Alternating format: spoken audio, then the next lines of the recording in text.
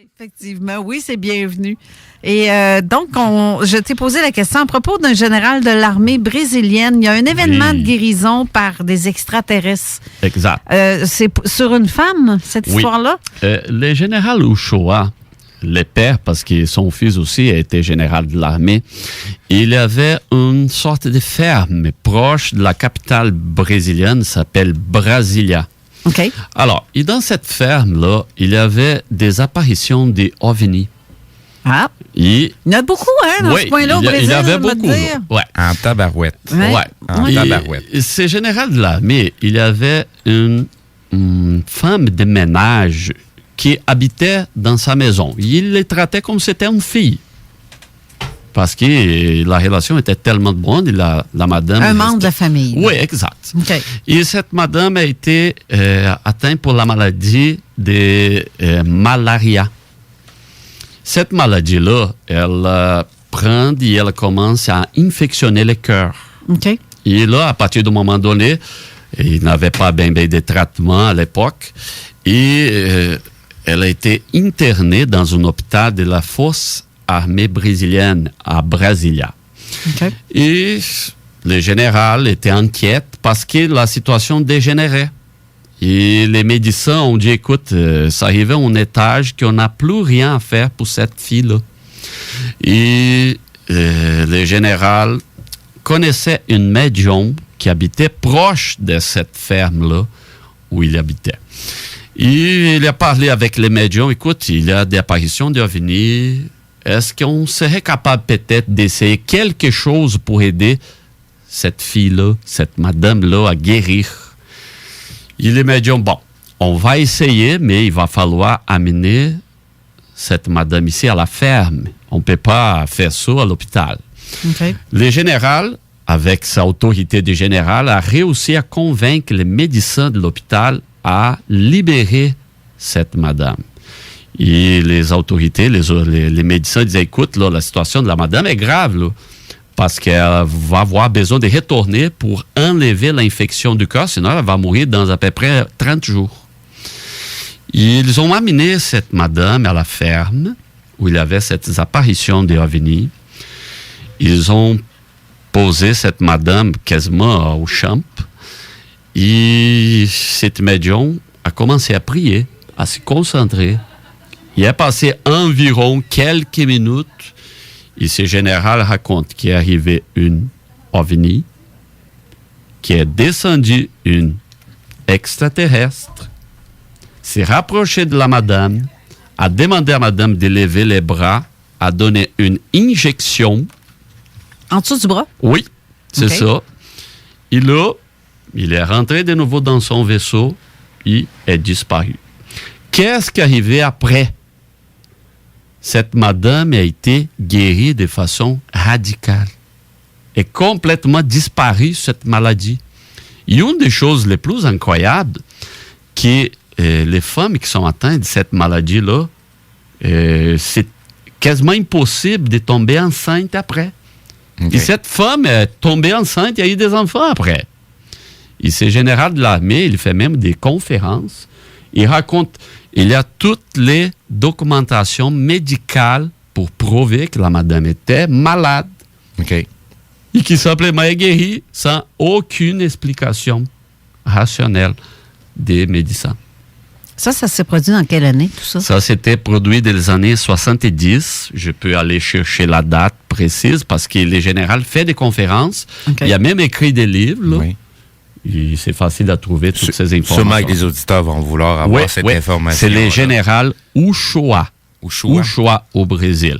Ce général-là était père du général Uchoa, son fils aussi, qui aussi est général. Il raconte ça dans ses livres, dans ses conférences. Il y a plusieurs conférences qu'ils font. Il raconte tous les détails. Uchoa avec un H. Je vais vous montrer ici, un peu. Là. On va faire une petite recherche rapide, voir qu'est-ce qu'on est capable de trouver rapidement sur Google. Moacir Uchoa. OK. Moacir Uchoa. Il était général de l'armée. Mais le général Uchoa là, raconte plusieurs choses qui s'est produit à sa ferme. Là. Il disait qu'une fois, un vaisseau extraterrestre est arrivé il y avait deux sortes de petites montagnes. OK. Et qui sortait une lumière d'une montagne, se courbait et a illuminé l'autre montagne. Ah oui. Alors, ça n'existe aucune technologie dans la Terre là, pour faire courber un rayon lumineux. Là. Ben non, c'est comme un peu... My God. Mais c'est plusieurs spécial. autres choses. Les généraux de l'armée Ochoa, c'est très connu au Brésil. Ils racontent plusieurs choses des avistements des extraterrestres. OK. Mais ces cas-là, il y a la documentation de la madame qui était malade et qui a guéri sans aucune explication médicale. Est-ce que... La question, j'ai une autre question qui n'a aucun rapport avec le général. OK? Est-ce qu'il y a des... y a-t-il déjà eu des rencontres entre Chico et les mauvais extraterrestres? Oui. Qui c'est ça? Ça, c'est aussi Geraldo Lemes Neto qui raconte, et Chico Xavier a raconté à autres personnes aussi, qu'il voyageait entre deux villes de l'État de São Paulo. Et qu'à un moment donné, il y avait 3 personnes dans sa voiture. Chico Xavier était assis à l'arrière, il y avait le chauffeur et un ami qui était en avant. Et tout d'un coup, ça apparaît une lumière très forte sur le véhicule. Il commence à suivre le véhicule. Et les gens ne savaient pas, et Chico Xavier simplement disait, écoute, on va rester calme et on commence à prier. Tout d'un coup, cette lumière est avancée et la voiture est tombée en panne à bord du chemin. Et arrêtée. OK. Et là, Chico Xavier raconte, écoute, on reste dans la voiture et on va prier. Et là, ce vaisseau avait une lumière tellement intense que Chico Xavier était capable de voir les montagnes autour. C'était Ça, immense. Je peux te dire que j'ai déjà vécu quelque chose de semblable. Ah, j'ai Et doute que pas. le véhicule a arrêté. Il faisait à peu près moins 30 dehors en février. Aïe, Seigneur. Je voulais faire dans mes culottes. Ah bon, je doute même pas. Je là. venais de voir quelque chose, puis, excusez mon langage, là, mais la chose que j'ai dit, c'est « Ah, je vous vois, mes petits Chris. » Puis je vous sens en plus. Et après avoir dit ça, pouf, l'auto a arrêté. Je me suis ramassée avec une vanne dans le derrière qui était en train de me flasher les lumières pour me dire « Hey, allume tes lumières. » Mais là, c'est parce qu'il n'y a plus de char, j'ai plus rien. J'étais incapable de repartir mon véhicule. Puis j'ai été sur mon élan jusqu'à... J'ai cherché de la lumière en tabarouette. J'ai eu vraiment peur. Okay. Puis en plus, il n'y a pas d'antidémarreur sur ce véhicule-là. Puis je dis non. Donc ça m'arrive à moi en plein soir de même, sur le bord d'un bois. Je capotais.